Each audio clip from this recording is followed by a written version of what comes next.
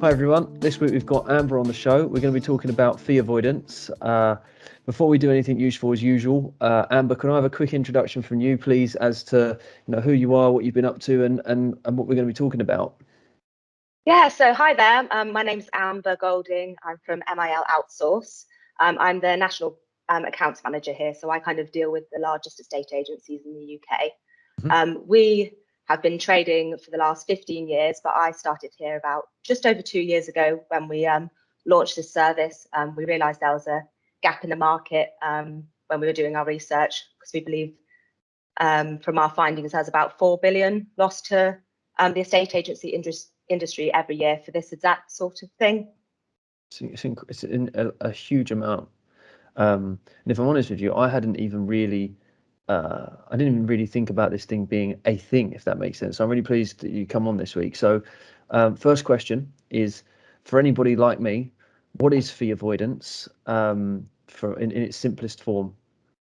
So essentially what it is when a estate agent has been marketing the property, and then for some reason the seller goes, actually, I don't want to sell my property with you guys anymore. So they withdraw it from the market, and then goes and sells that property to someone the estate agent introduced.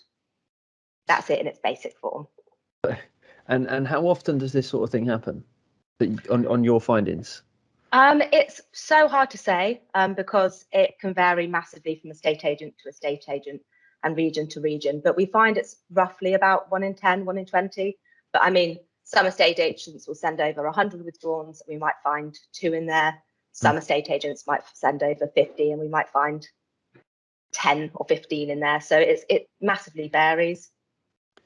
Okay, and on finding the information that someone has done that, what kind of advice can you give from someone, say, stopping that from happening, or for an agent that has had that happen to, or suspects that they've had it happen? So the best thing you can do is make sure that you're doing regular land registry checks to see who the property was sold to and when the property was sold. Or simply you can send it to us. We've got our own bespoke software in-house that does all of the land registry checks for you. And because we've got the bespoke system, it can handle large volumes as well.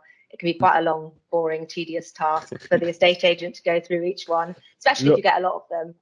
That I'm sure that whoever kind of works in the admin department, it's normally their least favorite job. A lot of Control C, Control V if you're not doing it with a system, basically. Yeah, exactly that. No, that's good. I think it's very interesting finding, the variation between you might do 100 and only find 2, and then you might find, 1 in 10, 1 in 20, say. It's quite crazy to see that. And do you have anything else that you think that an agent that you're seeing from your side that they might want to know, or be of use to them? So just essentially make sure you're keeping on top of it.